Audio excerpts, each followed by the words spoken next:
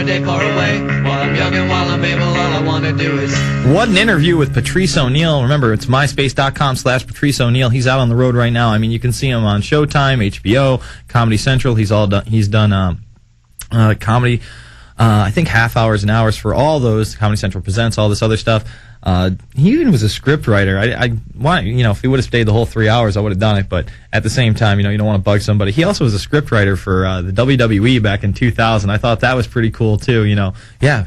Just so people know, professional wrestling, it's a lot like politics. It's phony. It's scripted. I should have brought that up because it is, like a WWE politics. There's people behind the scenes writing the script, and Patrice was one of those guys in the wrestling forum. That would have been a great point. We're going to start taking your calls in the next 90 minutes. It's just going to be a blast through for phone calls and news. I got all this news stacked up. I got to clean up in here. Actually, Jones cleaned off the desk, and I came in here looking for things. I couldn't find them. We got this piece. Somebody sent this. Basically, he wants to remain anonymous.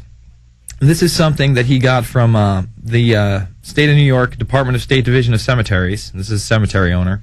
Back in April of 2007, about two years ago, asking, basically, there's going to be big stories on InfoWars, but if they could handle mass graves and mass deaths in the case of a pandemic, up to 950 graves per acre, thousands of deaths due to disasters or pandemics. And these are, here it is right here, folks. If you're on prisonplanet.tv, you can see that this is a real document. This is not, my first document with Jason Bermas style, Fisher Price. No, this is the real thing.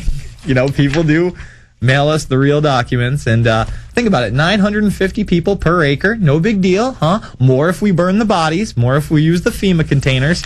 And they just want to know if perhaps you'd be willing to take part in the program. Big stories over at InfoWars, and I think JonesReport.com, run by the very great Aaron Dykes, will also be having a story. All right, folks, we are back. It's the InfoWarrior with Jason Bermas, and we're going to go to your calls in just a moment. But I really just want to re-emphasize, it's all over the place. Not only did Gordon Brown call for it, we had yesterday the op-ed piece out in the New York Times, a world in need of a new order. We had CNN.com/Europe analysis, crisis may lead to a new world order. Of course, we had that announcement today. And now G20 shapes new world order with lesser role of the U.S. and markets. And I believe there's also the outline of the G20, the declaration in its full text, are 6 steps. Here it is right there. Here's the full text. 6 steps. 6 pledges towards a new world order. That's this one right here. So, is it a new world order coming out party? You bet it is. And here's Sean Hannity and Dick Morris to tell you about it, because they just can't, keep from admitting it at this point, that not only is the new world order real, but it's being put out into place, and we are going to have a global currency, and we are going to have global regulation over it. It's disgusting. Go ahead. There is a big thing that's going to happen in London at this G20, and then they're hiding it, they're camouflaging it, they're not talking about it. Coordination of international regulation. What they are going to do is to put our Fed and our SEC under the control, in effect, of the IMF. Oh, come on. They're you gonna believe take, they'll do this? That's what was in the draft agenda. They call it coordination of regulation. What it really is putting the American economy under international regulation. Yeah. And those people who have been yelling, oh, the UN's going to take over global conspiracy government. Theorists. They've been crazy, but now they're right. Yeah, well, when it's happening. When Geithner said he would be open to the idea of a global currency last week, yeah. Those conspiracy people had said and suggested that for years. Right. You're not wrong. You're not wrong. And it's what they always do at these conferences is they have the center show is here, and the side show they don't want you to pay attention to. Right. The center show is the size of the stimulus packages. Yeah. The real show is international regulation of the financial institutions, which is going to happen under the IMF control. And remember, the IMF is run by Europeans, the World Bank by Americans. All right, there you have it. One more time. We'll probably play that another dozen times this month. People just can't accept it, but it's here. Gordon Brown announced it.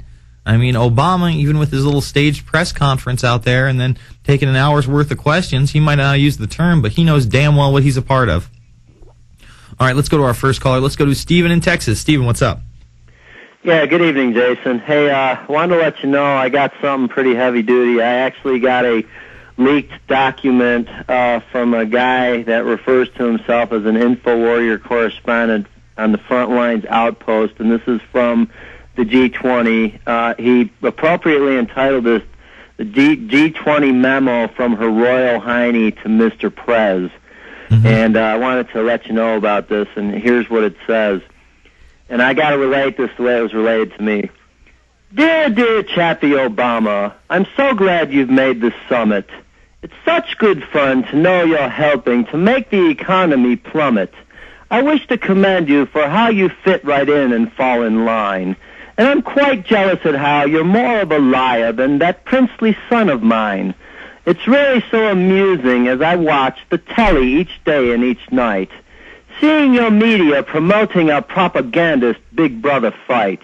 I love how they prop you up and present you as savior of the earth, and how they distract with sideline issues like your questionable birth.